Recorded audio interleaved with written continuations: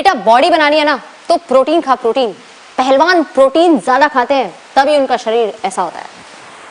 ये कहते हुए अक्सर हमें कोई ना कोई मिल ही जाता है, पर असलियत में सिर्फ जिम जाने वालों को ही प्रोटीन्स की जरूरत होती है, ऐसा बिल्कुल नहीं है। हम सबको अपनी डाइट में प्रोटीन्स की जरूरत होती है।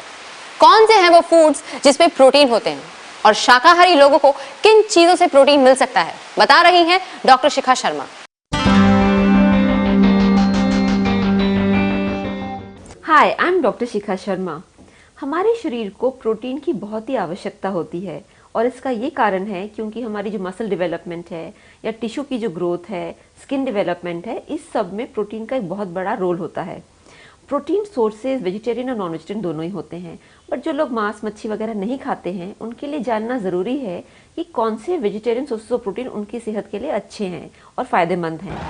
फॉर एग्जाम्पल जैसे मूंगफली है, वो एक बहुत अच्छा प्रोटीन सोर्स है और अगर हम अपनी डाइट में मूंगफली इंक्लूड करें, चाहे उसको हम रोस्ट करके खाएं या उसको हम स्प्राउट करके खाएं, तो मूंगफली एक बड़ा अच्छा सोर्स ऑफ प्रोटीन है।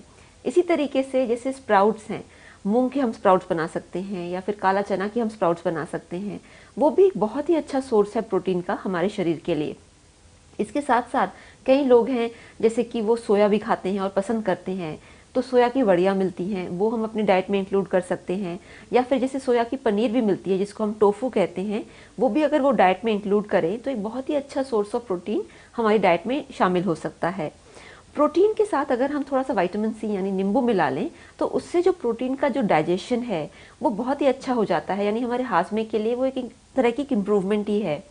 प्रोटीन बच्चों के लिए भी बहुत रिक्वायर्ड होता है और बड़ों के लिए भी, मगर जो टीनेजर ग्रुप है उसके लिए तो प्रोटीन रिक्वायरमेंट बढ़ जाती है।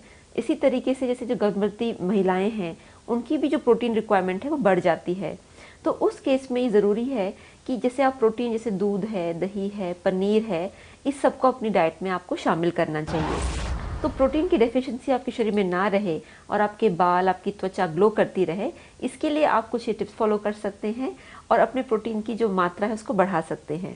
So stay healthy, stay happy and stay blessed.